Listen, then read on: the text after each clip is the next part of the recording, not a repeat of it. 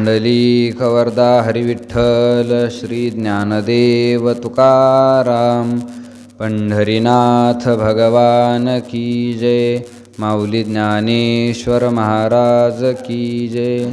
शांती ब्रह्म एकनाथ महाराज की जय। जगद्गुरु तुकाराम महाराज की जय। सद्गुरु जोग महाराज की जय। नमामि सद्गुरुं शान्तं सच्चिदानन्दविग्रहं पूर्णब्रह्म परानन्द मीशमालन्दिवल्लभम्। ॐ नमो ज्ञानेश्वरा करुणाकरा दयाळा। तुमचा अनुग्रह लाधलो पावन झालो चराचरी। मी कळा कुसरी काहीच नेने बोलतो वचने अतिभाविका। तुमचा अनुग्रह लाधलो पावन झालो चराचरी। एका जनार्दनी तुमचा दास त्याची आस पुरवावी। तुमचा अनुग्रह लाधलो पावन झालो चराचरी।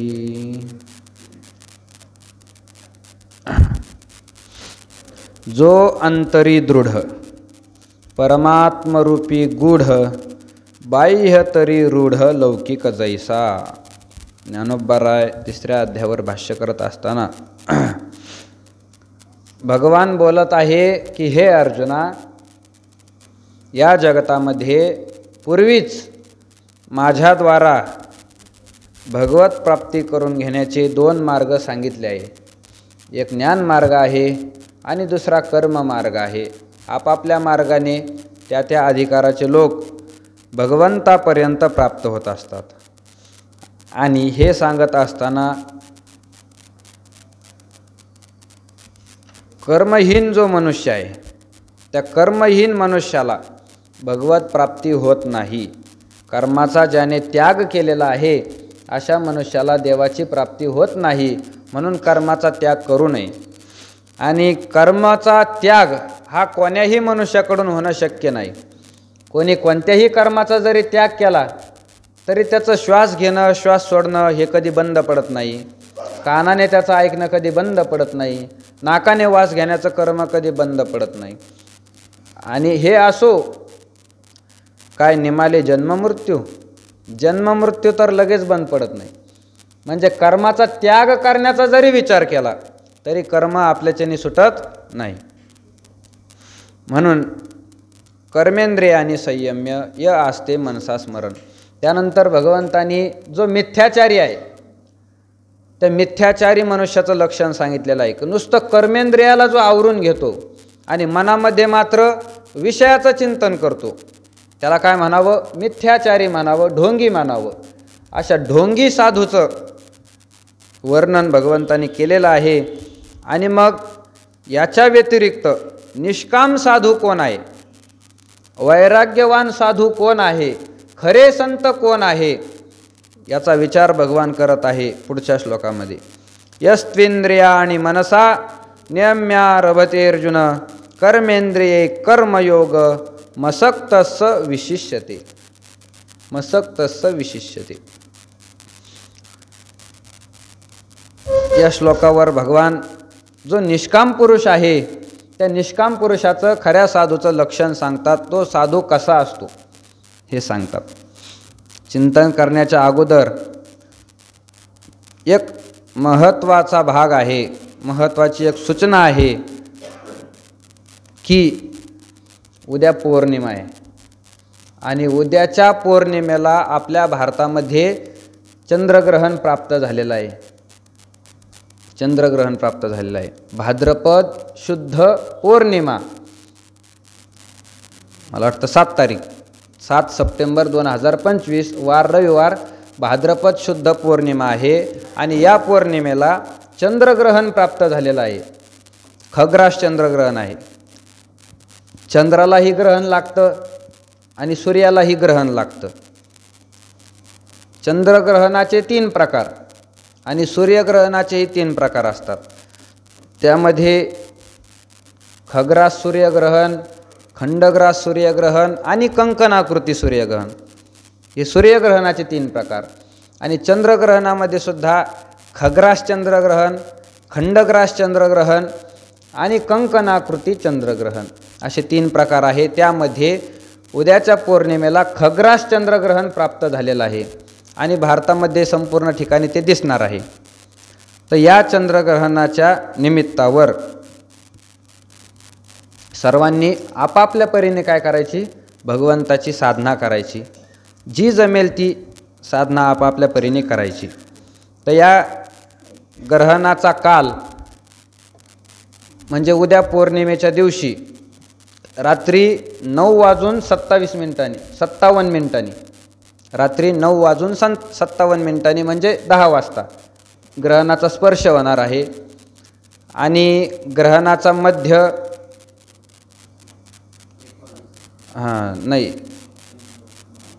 ग्रहणाचा मध्य 11:27 मला वाटतं. आणि ग्रहणाचा मोक्ष 11:42 ग्रहणाचा मध्य आहे. आणि ग्रहणाचा मोक्ष म्हणजे ग्रहणाचं समाप्ती रात्री 1:27 आहे. म्हणजे 10 वाजल्यापासून 1:30 वाजेपर्यंत असं जवळजवळ 3.5 तासाचा पर्वकाळ. चंद्रग्रहणाचा उद्या काय आहे? पर्वकाळ आहे. पर्वकाळ. आणि पर्वकाळाचा हा विशेष असतो. रोज आपण एखादं कर्म करत असेल, रोजच्या कर्म करण्याला काय म्हणतात? नित्यकर्म. शास्त्राने रोज करा म्हणून सांगितलं, त्याला नित्यकर्म म्हणतात. आणि निमित्त पाहून तेच कर्म करणं याला नैमित्तिक कर्म म्हणतात. आणि नैमित्तिक कर्माचा हा विशेष असतो की नित्यकर्मापेक्षा सहस्त्रपटीने फळ नैमित्तिक कर्माचं असतं. सहस्त्रपटीने. रोज जर एकदा भगवंताचं नाम घेतलं आणि तेच भगवंताचं नाम जर पर्व काळामध्ये घेतलं तर एका नामाचं हजारो पटीने पुण्य प्राप्त होतं, असं ज्ञानोबरायांनी सांगितलेलं आहे. ऐशे नित्य जे का कर्म त्याची निमित्ताचे लाहे जे नियम येथ उंचावे तेने नाम नैमित्तिक होय. नित्यकर्म रोजचं आहे, पण नैमित्तिक कालामध्ये जर ते केलं तर त्याचं पुण्य वाढत असतं. म्हणून नैमित्तिक कर्म भरपूर असतात. त्यामध्ये ज्ञानोबरांनी मुख्य सांगितलेले आहे. सोम सूर्यादी ग्रहणे येऊनी करते पार्वणे की माता पितर मरणे अंकित जे दिवस. आपले आईबाप ज्या दिवशी मेलेले आहे तो दिवस हा काय आहे? पर्वकाळ आहे. किंवा सोम सूर्यादी ग्रहणे, सूर्यग्रहण असेल, चंद्रग्रहण असेल, हे आपल्यासाठी पर्वकाळ आहे. पर्वकाळ. आणि हे धर्मशास्त्रातलं तर आहेच, पण माऊलीने सुद्धा याचा काय केलेला आहे? उल्लेख केलेला आहे. म्हणजे पर्वकाळाला, या ग्रहणाला फार मोठं काय आहे? वैशिष्ट्य आहे. इतर ठिकाणी फार पाहिल्या जात नाही, पण पंढरपूरमध्ये विशेष प्रकारे या चंद्र सूर्यग्रहणाचं महात्म्य आहे.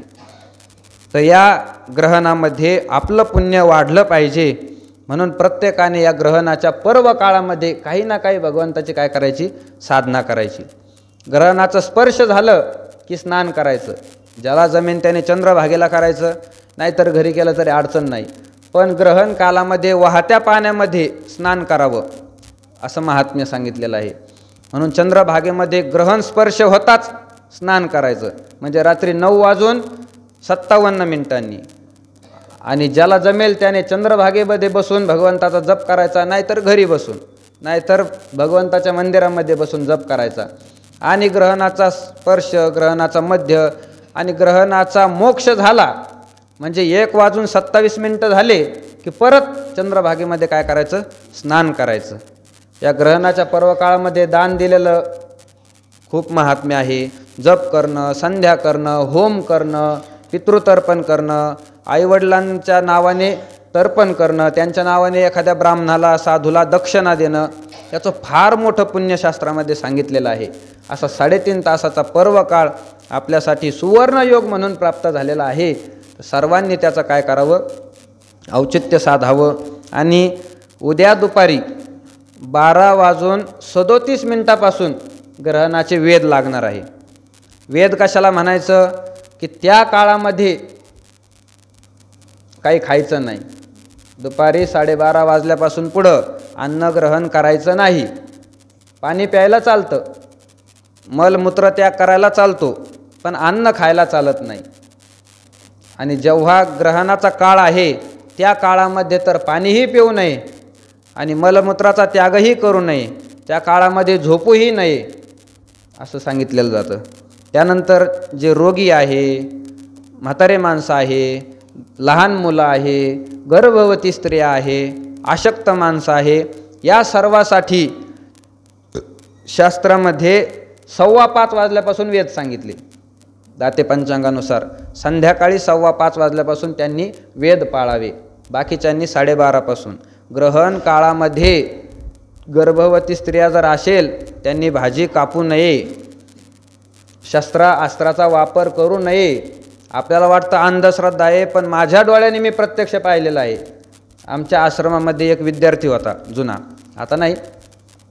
त्या विद्यार्थ्याची बहीण गर्भवती होती आणि गर्भवती असताना ग्रहण काळामध्ये तिने भाजी कापली तर तिला जो मुलगा झाला तो मुलगा नाकापासून इथपर्यंत असं त्याचं फाटलेलं होतं, एवढा भाग फाटलेला होता. हे नुसतं ऐकायचं नाही, हे शास्त्रामध्ये जे सांगितलेलं असतं ते खरंच असतं. आपल्याला अनुभव आल्याशिवाय आपण मानत नाही. म्हणून असा पर्व काळ आहे. पर्व काळामध्ये सर्वांनी आपापले कर्म करायचे. ज्याला काहीच जमलं नाही त्याने फक्त भगवंताचं काय करायचं, नामस्मरण करीत राहायचं. हे सर्वात विशेष आहे. असो, भगवान सांगतात यस्त्विंद्रियानी मनसा नियम्यारभते अर्जुन कर्मेंद्रिय कर्मयोग मसक्त स विशिष्यते. यह, जो मनुष्य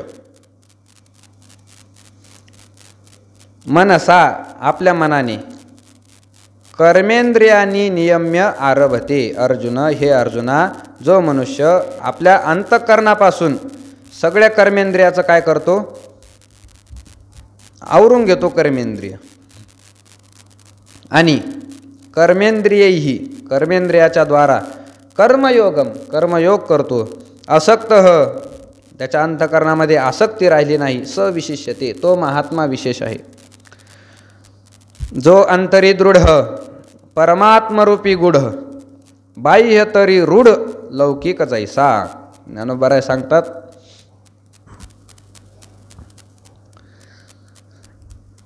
की निष्काम पुरुष जो आहे, जो महात्मा आहे, खरा साधू आहे, त्याचे लक्षण भगवंताने सांगितलेलं आहे. त्यातलं पहिलं लक्षण ज्ञानोबा सांगतात, जो अंतरी दृढ, अंतःकरणामधून जो दृढ झालेला आहे त्याला साधू म्हणावं.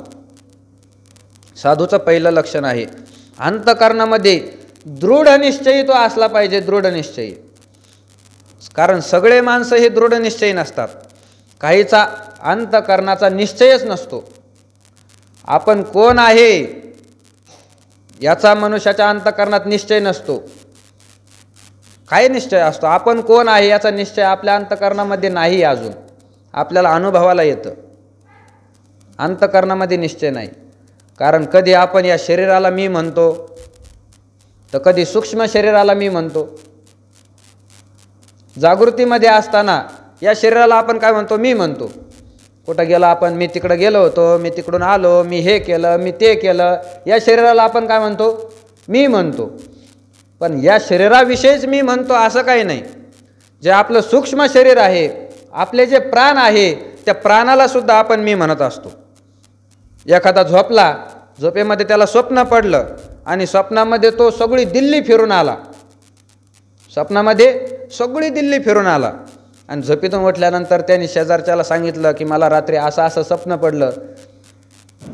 दुसरा म्हणला काय पाहिलं स्वप्नामध्ये, अरे स्वप्नामध्ये मी सगळी दिल्ली फिरून आलो. आता कुठं झोपलेला होता, त्याच्या घरात झोपलेला होता, रात्रभर घरात पडलेला होता आणि तो काय म्हणतो, मी सगळी दिल्ली फिरून आलो. दिल्लीला गेलेलं कोण आहे, मन आहे, त्याचं सूक्ष्म शरीर आहे. आणि त्याचं जे स्थूल शरीर आहे ते घरातच पडलेलं आहे. पण तरी पण सूक्ष्म शरीराला काय म्हणला, मी म्हणला मी. म्हणजे आपला असं असतं, आपला मी कोण आहे याच्याविषयी अजून निश्चयच झालेला नाही, याचा काय अजून निश्चयच झालेला नाही. कोणी जर सांगितलं तुम्ही कोण आहे, तर आपण काय सांगतो, आपलं नाव सांगतो. आपण आपलं नाव सांगतो. दुसऱ्या एखाद्याने विचारलं, तर कधी नवीन माणसाने जर विचारलं तुम्ही कोण आहे, मग आपण सांगतो मी डॉक्टर आहे, मी वकील आहे, मी मास्तर आहे, मी शेतकरी आहे, असं सांगतो. म्हणजे प्रत्येक वेळेस जर पाहिलं तर मी कोण आहे याच्याविषयी आपल्याला भ्रमच झालेला आहे, निश्चय नाही निश्चय. पण साधू जो असतो त्या साधूच्या अंतःकरणामध्ये निश्चय असतो, अंतःकरणातून तो दृढ झालेला असतो. तुकोबारायांना जर विचारलं तुम्ही कोण आहे, तर तुकोबाराय कधी मी तुकाराम आहे असं सांगणार नाही, मी देऊचा आहे असं सांगणार नाही. हे वरचं भाग तुकाराम महाराजांनी कधीच सांगितला नाही. विचारला असता त्यांनी सांगितलं मी वासुदेव तत्वता खरेपणाने मी सांगतो मी कोण आहे, वासुदेव आहे, वासुदेव, मी वासुदेव आहे. हा तुकोबारायांचा अंतःकरणातील दृढ विश्वास. अंतःकरणातून मी कोण आहे याच्याविषयी महात्मा दृढ असतो, दृढ. कोणत्याही काळी कोणत्याही वेळेला अंतःकरणातील निश्चय त्यांचा डगमगत नाही. आपला अंतःकरणात निश्चयच नसतो. हे फक्त मी कोण आहे याच्याविषयी झालं.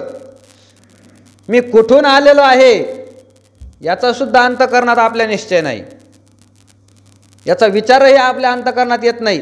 मी कुठून आलो, मी जन्माला आलो, तर कधी जन्माला आलो त्याचा वेळ तारीख सगळे आई वडील सांगतात, पण जन्माच्या येण्याच्या अगोदर मी कुठं होतो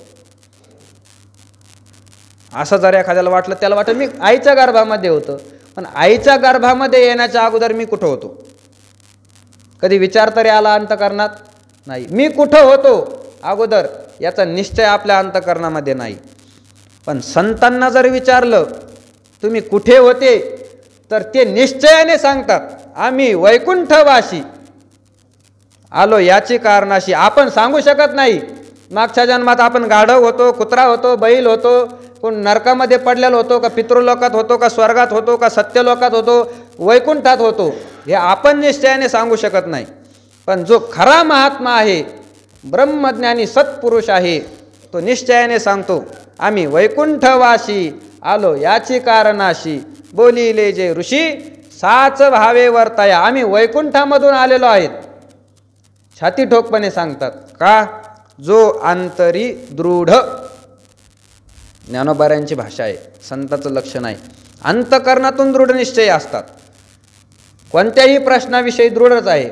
आपला मी कोण आहे याच्याविषयी निश्चय नाही, कुठून आलो याच्याविषयी निश्चय नाही, आपल्याला जायचंय कुठं याचा सुद्धा निश्चय नाही. जीवन तर आपण जगत आहे, मोघम जीवन आपण जगतो, पण आपल्याला नेमकी प्राप्त काय करायचंय, देवाने जेवढं आयुष्य दिलं हे आयुष्याचा वापर करून काय प्राप्त करायचं आपल्याला याचा आपल्या अंतःकरणात अजून निश्चय नाही, याचा निश्चय नाही. आपण मरत नाही म्हणून जगतो कशासाठी जगतो आपण, तर मरत नाही म्हणून आपण जगत असतो, मरण येत नाही म्हणून जगतो आपण. आणि मग त्याच्यामध्ये सगळं आयुष्य या संसारासाठी आपण नष्ट करून टाकतो, पैसा मिळवण्यासाठी, मान मिळवण्यासाठी, लौकिक मिळवण्यासाठी. हे सगळं आयुष्य आपण याच्यामध्ये बर्बाद करून टाकतो.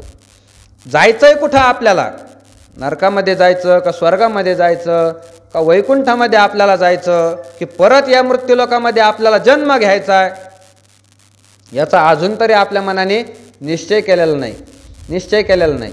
पण जो महात्मा आहे त्याचा साध्याविषयी सुद्धा काय असतो, निश्चय असतो. त्या महात्म्याचं साध्य ठरलेलं असतं.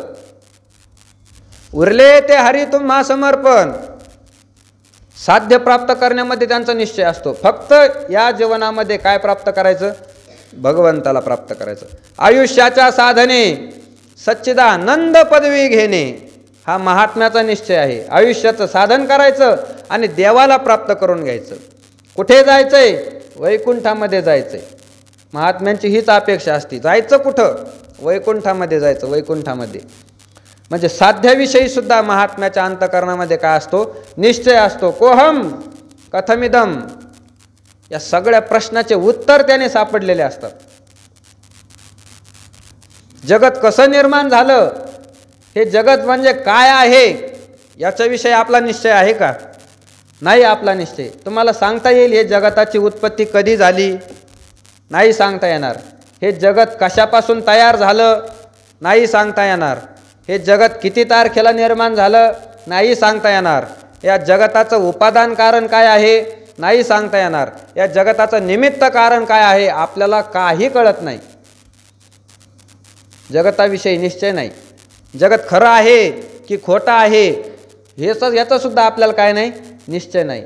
स्वप्नातल्या जगाला आपण खोटं मानतो. स्वप्नात जे जगत दिसतं त्या जगाला आपण खोटं मानतो. पण झोपेतून उठला की या पुढं दिसणाऱ्या सगळ्या जगाला आपण काय मानतो? खरं मानतो. जगाविषयी आपला निश्चय नाही. पण महात्म्यांना जर विचारलं तर जगाविषयी त्यांचा सुद्धा काय असतो? एकच निश्चय असतो. तो कोणीही महात्मा असो, कोणीही असो, ज्ञानोबाराय असतील, नाथ महाराज असतील, तुकाराम महाराज असतील, कोणीही असो, जगाविषयी जर त्यांना विचारलं तर एक निश्चयाने एकमुखाने ते बोलतात. ज्ञानोबाराय म्हणतात, अवघाची संसार सुखाचा करीन. संसारकडे पाहत असताना त्यांनी सुख स्वरूप म्हणून पाहिलं.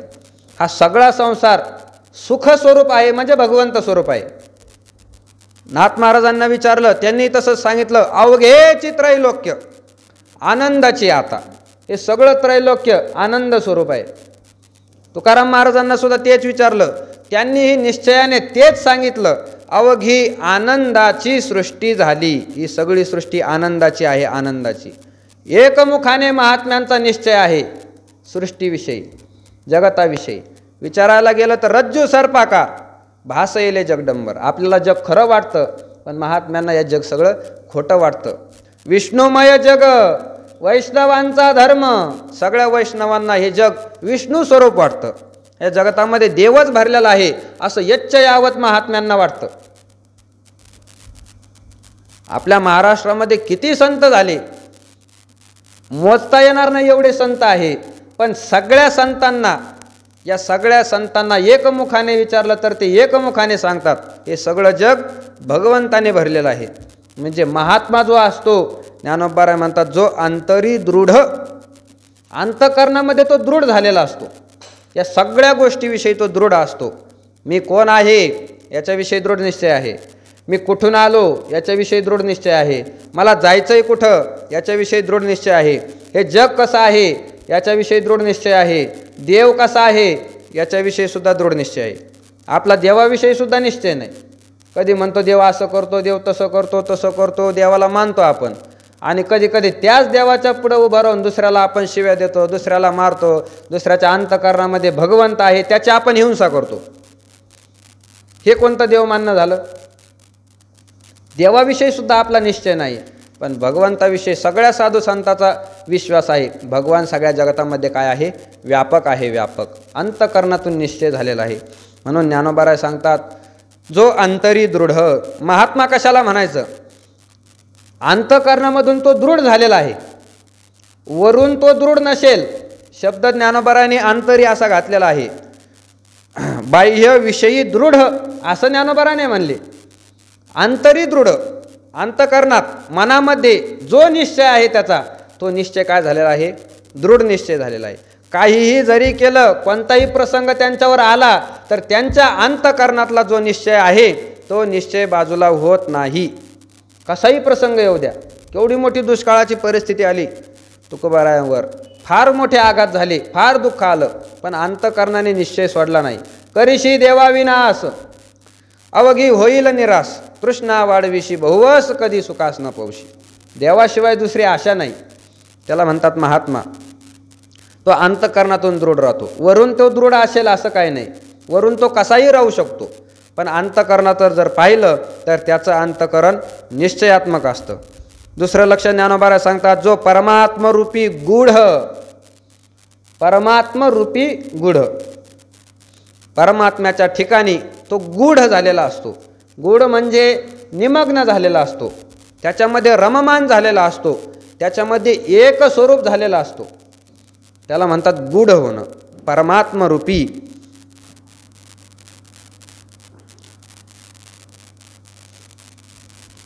परमात्म्याच्या ठिकाणी तो दृढ झालेला असतो. परमात्मा का म्हटलं, त्या न्यायशास्त्रकारामध्ये लक्षण सांगत असताना आत्म्याचं लक्षण सांगून आत्म्याचे त्यांनी 2 प्रकार केले. न्यायशास्त्रकारांनी आत्म्याचे 2 प्रकार केले, एक जीवात्मा आणि एक परमात्मा, असे 2 प्रकार केले. वेदांतशास्त्रानुसार जर पाहिलं तर जीवात्मा आणि परमात्मा वास्तवात अभेद आहे, एकच आहे. पण न्यायशास्त्राच्या दृष्टीने त्यांनी 2 भाग केले, एक जीवात्मा आहे आणि एक परमात्मा आहे.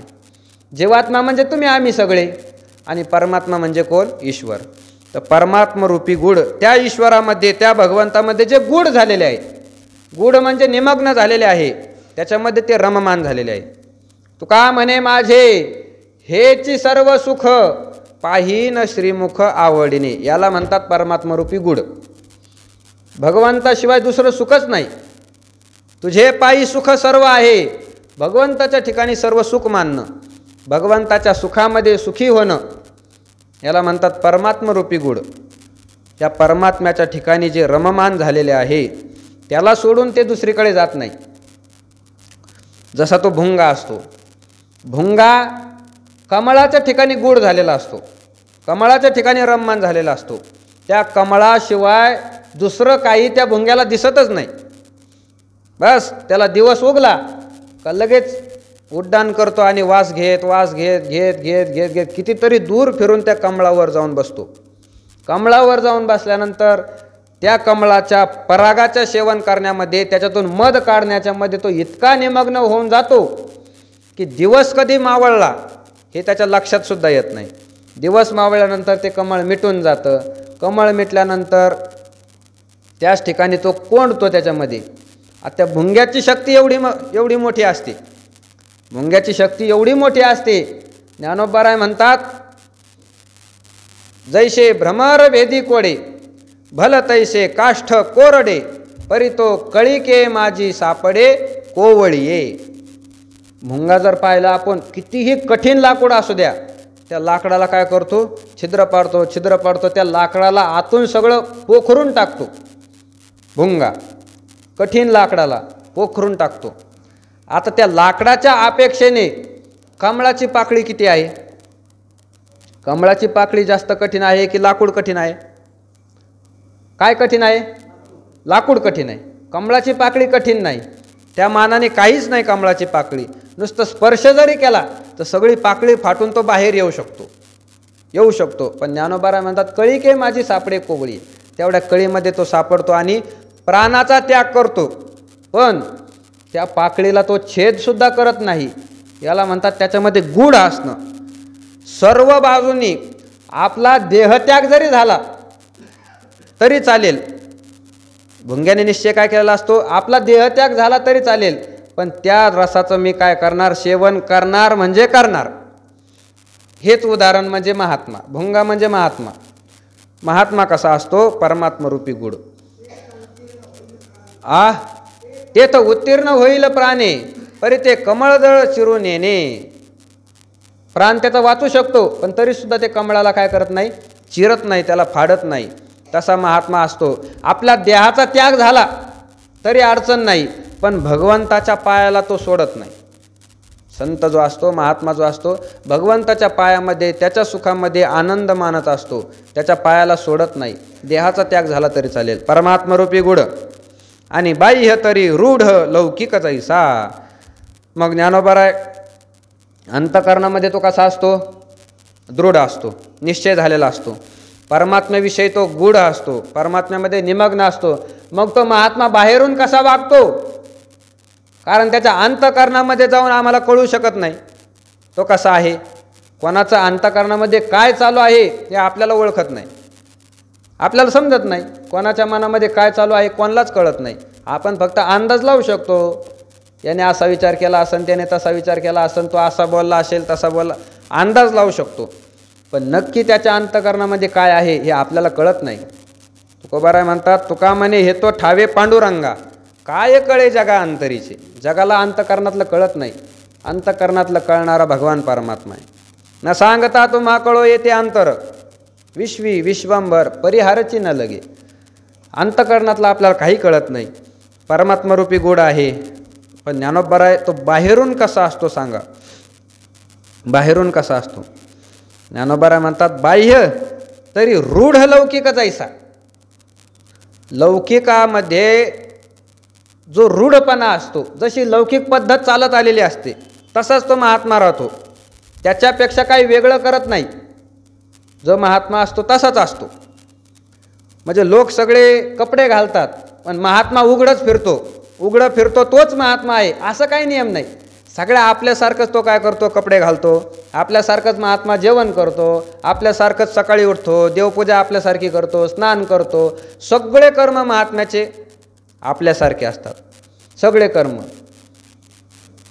तुकोबाराय सांगतात, जो संत महात्मा आहे दिसायला माणसासारखा असतो पण संत नव्हती जगा मानसा त्यासारखी. दिसायला जरी सारखे असले पण ते माणसासारखे नसतात. माणसासारखे नसतात. वरून दिसायला आपल्यासारखेच असतात. कपडे सुद्धा आपल्यासारखेच घालतात. आपल्यासारखेच चालतात, बसतात, उठतात. सगळे कर्म. ज्ञानोबा म्हणतात, बाह्य तरी रूढ लौकिक जैसा. बाह्य जर पाहिलं तर लौकिकाप्रमाणे तो रूढ झालेला असतो. जसा लौकिक असेल तसा जो राहतो त्याला महात्मा म्हणावं. लौकिकापेक्षा वेगळं महात्मा कधी करत नाही. लौकिकापेक्षा वेगळं म्हणजे अलौकिक. ज्ञानोबा सांगतात, तुम्ही जर भगवंताचे भक्त असतान, खरे साधक असतान तर तुम्ही काय करा? अलौकिक नोहावे लोकाप्रती. लोकांमध्ये राहत असताना अलौकिक होऊन कधी राहायचं नाही. खऱ्या साधकाला भगवत प्राप्ती कधी होऊ शकते? तर लोकात फिरत असताना त्याने अलौकिक होऊन राहायचं नाही. अलौकिक म्हणजे काय? लोकापेक्षा वेगळं राहणं. अलौकिक होऊन हे महाराज मंडळी वेगळे राहत असतात अलौकिक. पण खरा महात्मा लोकासारखाच राहतो. लोकासारखाच. मागं ते भीमदादाचं सांगितलं, केवढे मोठे महात्मे आहे. त्यांच्या साधनेची बरोबरी आपण कधीच करू शकत नाही. एवढी साधना आहे पण राहत असताना एकदम सामान्य राहतात. जसे इतर लोक राहतात तसे लोक राहतात. असा महात्मा असतो बाहेरून. बाहेरचं तो अलौकिक करत नाही, लौकिकामध्येच राहतो. तुम्ही जर पाहिलं, आता जो साधा वारकरी आहे, सामान्य भगवंताचा भक्त आहे, तर सामान्य असलेला भगवंताचा भक्त जर गावामध्ये सप्ताह असला आणि सप्त्यामध्ये काय आहे? पंगत आहे. आता खेडेगावामध्ये कसं असतं? ज्याची पंगत आहे त्याच्या दारामध्ये जायचं जेवायला. त्याच्या घरामध्ये, बाहेरच्या पटांगणामध्ये काही जागा असेल तिथं जायचं. असं खेडेगावामध्ये नियम असतो. साधा वारकरी जो आहे तो जातो आणि लगेच पटांगणामध्ये बसतो. त्याचा ताट, त्याचा तांब्या संगच घेऊन तिथं बसणार जेवायला. दिसतं आपल्याला सगळ्याला. आता जो महाराज आहे गावातला, जो कीर्तनकार आहे, तो कधी घरचं ताट नेणार नाही जेवायला. घरी नाही जेवणार. ते पंक्तीवाल्याच्या घरीच जाईन जेवायला, पण घरचं ताट नेणार नाही, घरचा तांब्या नेणार नाही. त्याला एक तर तिथलं ताट नाही तर तिथली काय लागते? पत्रावळी लागते. पत्रावळी लागते. कारण हे उन्मत्त झालेले असतात. दुसऱ्याचं ओढण्यासाठी उन्मत्त झालेले असतात. आमच्या आश्रमामध्ये सुद्धा गंगापूरला एकदा गोकुळाष्टमीचा महोत्सव होता. तर गोकुळाष्टमीचा महोत्सव फार मोठे लोक त्या ठिकाणी येतात. बाबाचं कीर्तन असतं. रात्री 7 ते 9 कीर्तन संपलं. भरपूर मोठी काय बसते? पंगत बसते. आता पंगत मोठी बसताना आता लोक लांब लांबून येतात. ते काय घरून ताट थोडी घेऊन येणार आहे. मग त्यांच्यासाठी पत्रावळीची काय असते? व्यवस्था केलेली असते. ते आमच्या आश्रमातील विद्यार्थीसुद्धा त्यांची पंगत झाली की आपली पंगत बसायला त्यांच्या जवळ ताट असतात, पण ते ताट नाही नेत. तिथंच पत्रवाळी घेणार, तिथलेच ते ग्लास घेणार, त्याच्यामध्येच खाणार. असा आला एकदा प्रसंग. आता मला रोजची सवय, आम्ही 4-5 जण आम्ही आमचं ताट घेतलं, आमचा तांब्या घेतला, निघालो जेवायला. तर एक विद्यार्थी येऊन मला म्हणला, खरं सांगतो बरं का, खोटं काही नाही, तुम्हाला लागलं तर विचारून घ्या. एक विद्यार्थी येऊन म्हणला, काय म्हणे एवढा मोठा सप्ताह आहे, एवढा मोठा कार्यक्रम आहे आणि एवढ्या मोठ्या सप्ताहामध्ये एवढी मोठी सोय आपल्या बाबांनी केली आणि तुम्ही काय हे भिकाऱ्यासारखे ताटण तांबे घेऊन निघाले? पहिला काळ गेला तो. आता हे भिकाऱ्यासारखे कशाला निघाले ताटण तांबे घेऊन जेवायला? आणि माझ्यासमोर त्याने घेतली पत्रावळी बसला. त्याला तोपर्यंत काय नाही म्हणलो, पण पत्रावळी घेऊन बसल्यानंतर त्याला सांगितलं, 2 प्रकारे तुला सांगतो ऐक. खरं जर पाहिलं तर आपल्या ताटामध्ये खाणं हे सर्वात काय आहे? चांगलं आहे. फुकट आश्रमाची एखादी पत्रावळी वायाला घालणं हे चांगलं नाही. कारण आश्रमामध्ये आपण फुकट राहतो. ज्या ठिकाणी आपण फुकट राहतो तिथं जेवढं लागन तेवढंच घ्यावं, तिथला नाश करू नये. कारण त्या ठिकाणी आपण आपल्या पदार्थ काही दिलेलं नसतं. जेवढं लागन तेवढं फुकटचं खाणाऱ्या माणसाने जेवढं लागन तेवढं घ्यावं. पत्रावळी आश्रमाचे वायाला घालणं हे चांगलं नाही. दुसऱ्या दिवशी एखादा वारकरी त्याच्यामध्ये जेवू शकतो, हे पहिलं. आणि दुसरं, तू जो म्हणला की भिकाऱ्यासारखं ताट घेऊन कुठं चालले, तर त्याचं उत्तर असं आहे, तू ज्या पत्रावळीमध्ये खातो ती पत्रावळी फक्त 2 रुपयाची, आणि मी ज्या ताटामध्ये खातो ते ताट 200 रुपयाचं आहे. आता भिकारी कोण? आता भिकारी कोण? 2 रुपयाच्या याच्यात खाणारा भिकारी का 200 रुपयाच्या ताटात खाणारा? तो भाग सोडून द्या. सांगायचं हे की गावातला जरी महाराजा असला तर तो आपला ताट आपला तांब्या घेऊन जात नाही. हे अलौकिक राहणं मी सांगत आहे. साधा वारकरी जो असतो तो लौकिकाप्रमाणेच वागतो. तिथं जायचं आणि पटकन बसायचं, जेवून घ्यायचं. जेवून घेतल्यानंतर तो विचारत सुद्धा नाही, आपल्या मार्गाने निघून जायचं. पण महाराज मंडळी आपलं ताट घेऊन जाणार नाही, तिथं गेल्यानंतर पंक्तीमध्ये कधी बसणार नाही. त्यांना आतल्या खोलीमध्ये विशेष व्यवस्था करून मग चटाई टाकायची, त्यांना पाट मांडायचे, पुढं पाटाला रांगोळ काढायची, त्यांना उदबत्त्या लावायच्या. हे अलौकिक राहणं आहे. हे अलौकिक राहणं खऱ्या महात्म्याला आवडत नाही, नाही आवडत. जो अंतःकरणामध्ये दृढ झाला, परमात्म्याविषयी तो गूढ झाला, असा जो महात्मा आहे तो महात्मा ज्ञानोबा म्हणतात, बाह्य तरी रूढ लौकिक जायचा. बाहेरून जर त्याला पाहिलं तर जसं लौकिकामध्ये चालू असतं तसाच राहतो, त्याच्यामध्ये काही बदल होत नाही. पुढे ज्ञानोबा बोलतात, तो इंद्रिय आज्ञा न करी, विषयांचे भय न धरी, प्राप्त कर्म नाव्हेरी उचित जे जे. तो मनुष्य इंद्रिय आज्ञा न करी, इंद्रियाला काही आज्ञा करीत नाही. इंद्रियाला सांगत नाही तो हेच कर आणि तेच कर असं सांगत नाही, कारण त्याला आता हे सांगण्याची गरजच राहिली नाही. खऱ्या महात्म्याला इंद्रिय आवरण्याची कोणाला गरज आहे? ज्याचं मन नेहमी विषयाचं चिंतन करतं, मग त्याला इंद्रिय आवरून घ्यावं लागतात. पण जो निष्काम महात्मा झालेला आहे, आता मनानेच निश्चय केला की भगवंताशिवाय दुसरं काही प्राप्तच करायचं नाही, भगवंताशिवाय इतर विषय समोर आल्यानंतर ते त्या विषयाकडे पाहत सुद्धा नाही. आता अशी ज्यांची स्थिती झाली ती इंद्रियाला कशाला आज्ञा करतील? हे खाऊ नका, ते खाऊ नका. इंद्रियाला ते आज्ञा करणार नाही, इंद्रियाला ते आज्ञा करणार नाही. आमचे निवृत्ती बाबा वक्ते बाबाचं भोजन करत असताना एक वारकरी आला आणि वारकऱ्यांनी सांगितलं, महाराज सगळे शास्त्र, सगळे ग्रंथ, सगळे संत एकमुखाने सांगतात की वारकऱ्याने कांदा लसूण हे पदार्थ खाल्ले नाही पाहिजे. कांदा लसूण वारकऱ्याने खाऊ नये. वारकरी खातात तो भाग वेगळा, वारकरी सप्ताहामध्ये पंक्तीत टाकतात तो भाग वेगळा, वारकरी त्याच कांद्या लसणाचा देवाला नैवेद्य दाखवतात तोही भाग वेगळा. तो ज्याचा त्याचा प्रश्न राहिला. पण वारकऱ्याने खाऊ नये हे खरं आहे. तुकोबाराय सांगतात, पुराणिक म्हणविती जानोनी कांदे ते भक्षिती. स्वतःला पुराणिक म्हणून घेतात, मी पुराण सांगतो असं म्हणून घेतात, कीर्तनकार प्रवचनकार म्हणून घेतात, खुशाल कांदा आणतात.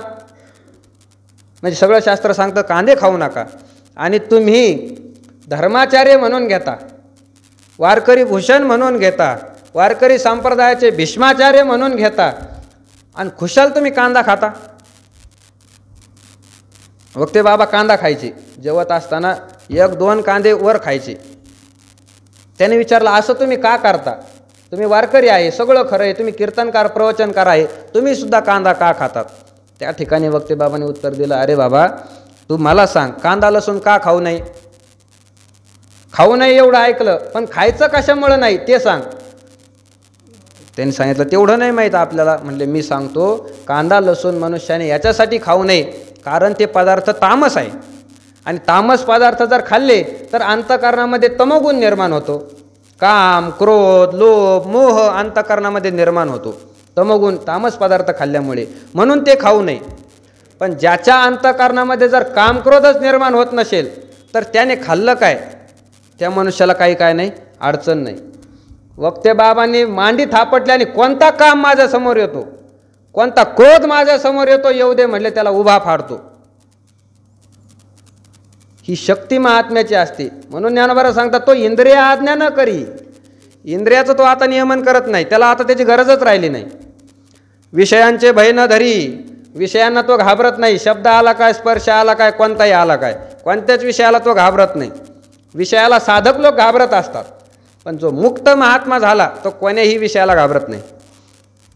प्राप्त कर्म ना व्हेरी उचित जे जे, आणि आपल्या वाट्याला जे प्राप्त कर्म आलेलं आहे, उचित कर्म आपल्या वाट्याला आलं, नाव व्हेरी, त्याला तो बाजूला करत नाही, तो कर्म करत राहतो. तुम्ही म्हणता तो इंद्रियाला आज्ञा करत नाही आणि विषयाला घाबरत नाही, मग निषिद्ध पदार्थ सेवन करतो आणि निषिद्ध कर्म करतो काय? ज्ञानोबा म्हणतो तसंही नाही, तो नुसता निषिद्ध कर्म करत फिरतो असं काही नाही. प्राप्त कर्म नाव्हेरी उचित जे जे, जे आपल्या वाट्याला प्राप्त झालं त्याचा तो कधीच अव्हेर करत नाही, त्या कर्माचा सुद्धा स्वीकार करतो. ज्या जातीत ज्या वर्णामध्ये जन्म झाला त्या जातीचे वर्णाचे सगळे काम तो करतो यथायोग्य पद्धतीने. तो कर्मेंद्रिय कर्मी राहटता तरी न नियमी, परी तेथीचेनी उर्मी झाकोळे ना. कसा असतो महात्मा संत, कसा असतो खरा? तर तो कर्मेंद्रिये कर्मी राहटता, सगळे कर्मेंद्रिय कर्मामध्ये वागत असताना न नियमी, त्यांचं नियमन करत नाही, कर्मेंद्रियाने सगळे कर्म करतो. परी तेथीचेनी उर्मी झाकोळे ना, त्या कर्मामधील जी उर्मी आहे त्या उर्मीने त्याच्या अंतःकरण लिप्त होत नाही. कर्माची दोन प्रकारची उर्मी असते, कर्माची उर्मी दोन प्रकारची असते. तेथीचेनी उर्मी झाकुळे नाही, एकतर त्या कर्माची फलाची आशा आणि कर्तृत्वाचा अहंकार, या दोन उर्मी कर्मामध्ये असतात. कर्म करत असताना मनुष्य काहीतरी आशा ठेवून कर्म करतो, फलाची आशा ठेवून कर्म करतो. हे कर्म केल्यानंतर मला अमुक अमुक भेटणार आहे, माझं असं होणार आहे, माझं तसं होणार आहे, ही फलाची काय झाली? आशा झाली. आणि दुसरं म्हणजे कर्म करत असताना दुसरी उर्मी आहे कर्तृत्वाचा अहंकार. कर्तृत्वाचा मनुष्याने अहंकार घेतलेला असतो, मी करता आहे, मी करता आहे. अहंकार विमूढात्मा कर्ताहमिति मन्यते, अहम कर्ता इति मन्यते. मी हे कर्म करतो, मी ते कर्म करतो, मी केलं म्हणून हे कर्म झालं, मी केलं म्हणून ते कर्म झालं, असा मनुष्य कर्तृत्वाचा अहंकार घेत असतो. ज्ञानोबा म्हणतात आपल्यामध्ये आणि संतांमध्ये काय फरक असतो? तर आपणही कर्म करतो आणि जे कर्म आपण करतो तेच कर्म सगळे काय करत असतात? संत महात्मे करतात. फरक एवढा आहे, आपण कर्म करतो ते फलाशा आणि अहंकाराने करतो, पण संत महात्मे जे कर्म करतात ते फलाशा सोडून आणि अहंकार सोडून कर्म करत असतात. आपल्याला सगळ्याला माहिती आहे, आपण जे कर्म करतो तेच कर्म सगळ्या साधू संतांनी केले. तुकोबारायांनी कीर्तन केले, आपण कीर्तन करतो. तुकोबारायांनी प्रवचन केले, आपण प्रवचन करतो. तुकोबारायांनी पंढरीची वारी केली, आपणही पंढरीची वारी करतो. त्यांनी गळ्यात माळ घातली, आपण गळ्यात माळ घालतो. त्यांनी 12 ठिकाणी गंध लावले, आपण 12 टिळे करतो. सगळं कर्म जसे संत महात्मे करत आले तसंच आपणही कर्म करतो. पण फरक एवढा आहे, त्यांनी कर्म केलं, त्यांनी फलाची आशा धरली नाही आणि कर्तृत्वाचा अहंकार धरला नाही. कशासाठी देवदेव करायचा, परमार्थ कशासाठी करायचा? तर महात्म्यांनी कशासाठी करायचा हे कधी विचारच केला नाही. करायचा म्हणून करायचा. आपल्या वाटेला आलेलं ते कर्तव्य आहे. आपण पंढरीचे वारकरी आहोत तर पंढरीची वारी करणं आपलं कर्तव्य आहे म्हणून करायचं. वारी केल्याने काय प्राप्त होणार आहे याचा विचार नाही करायचा, कर्तव्य म्हणून ते करत राहायचं. म्हणजे फलाची आशा धरली नाही. आणि दुसरं म्हणजे कर्तृत्वाचा अहंकार घेतला नाही. कोणतंही कार्य प्राप्त झालं, कोणतीही सिद्धी प्राप्त झाली, त्या कर्तृत्वाचा कधीच अभिमान संत महात्मे घेत नाही. गाथ्यामध्ये ठिकठिकाणी पहा, एवढे मोठे अभंगाची रचना केली, स्वतःवर नाही घेतलं, देवाने माझ्या मुखातून बोलून घेतलं. तुका म्हणे माझी कोणी वदविली वाणी, प्रसादा वाचुनी तुमच्या विठ्ठला. भगवंताकडे देऊन टाकलं ते. सगळ्या दुःखाचा नाश केला साधना करून करून, त्याचंही श्रेय भगवंताकडे दिलं.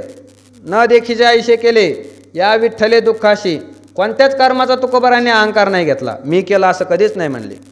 हा फरक आहे साधू संतांमध्ये आणि आपल्यामध्ये. आपण मात्र कर्म करत असताना काहीतरी इच्छा ठेवून कर्म करतो आणि काहीतरी अहंकाराने कर्म करत असतो. म्हणून ज्ञानोबा म्हणतात तो कर्मेंद्रिय कर्मी राहटता तरी न नियमी, परी तेथीचेनी उर्मी झाकोळे ना. कर्मेंद्रिय आपल्या कर्मामध्ये राहत असताना त्याचं नियमन तो करत नाही, सगळे कर्म करतो, पण त्या कर्मातील 2 उर्मी आहे, एकतर फलाची आशा आणि कर्तृत्वाचा अहंकार. या 2 उर्मीने त्याचं अंतःकरण लिप्त होत नाही. तो कामना मात्रे न घेपे, मोहमळे न लिंपे, जैसे जळी जळे न शिंपे पद्मपत्र. महात्मा कसा असतो? पद्मपत्रमिवांबसा ब्रह्मण्याधाय कर्माणि संगं त्यक्त्वा करोति यः लिप्यते न स पापेन पद्मपत्रमिवांबसा। पद्मपत्र म्हणजे कमळाचं पान। कमळाचं पान कसं असतं पा, जैसे जळी जळे न शिंपे पद्मपत्र। कमळाचं पान कुठं असतं? आकाशात। आकाशात नाही राहत, नाही, मग कुठं असतं? पृथ्वीवर, पाण्यात।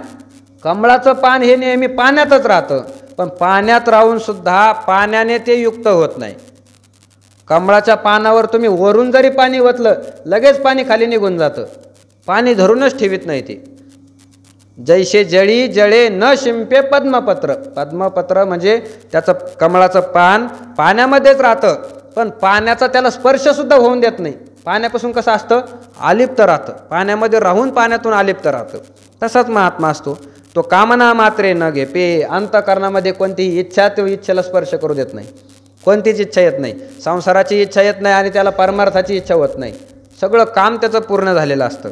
मोहमळे न लिंपे, मोहाच्या मलाने त्याचं अंतःकरण लिप्त झालेलं नसतं। मोहालाच मल म्हटलेलं आहे, मल म्हणजे पाप, मोह हे सुद्धा एक पापच आहे। यदा ते मोह कलिलम बुद्धीर व्यतितरिष्यती। भगवंतांनी या मोहाला कलिलम म्हणजे चिखल म्हटलेला आहे, फसवणारा चिखल असा मोह आहे। हा मोह मळ, मोहरूपी पाप, या मोहरूपी पापाने तो महात्मा कधीच लिप्त होत नाही। महात्म्याच्या अंतःकरणामध्ये कशाचाच मोह नसतो, कशाचाच मोह नसतो।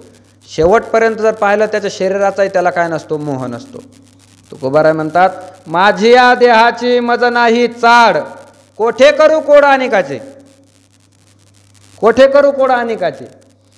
शेजारी पाजाऱ्याने सांगितलं, महाराज तुमच्या घरी पाहुणे रावळे येतात, तर पाहुणे रावळे घरी आल्यानंतर कसं वागायचं, त्यांना आल्यानंतर चहा पाणी करायचा, गुळ पाणी द्यायचं, त्यांची सेवा करायची, त्यांना जेवण्याची तयारी करायची, त्यांच्यासोबत कसं बोलायचं, व्यवहार कसा करायचा, हे तुम्हाला काही कळत नाही का? काहीतरी व्यवहारामध्ये वागत जा। तुकोबाराय म्हणतात, माझी या देहाची मज नाही चाड। अरे मी खातो कधी, जेवतो कधी याचं सुद्धा मला भान राहत नाही।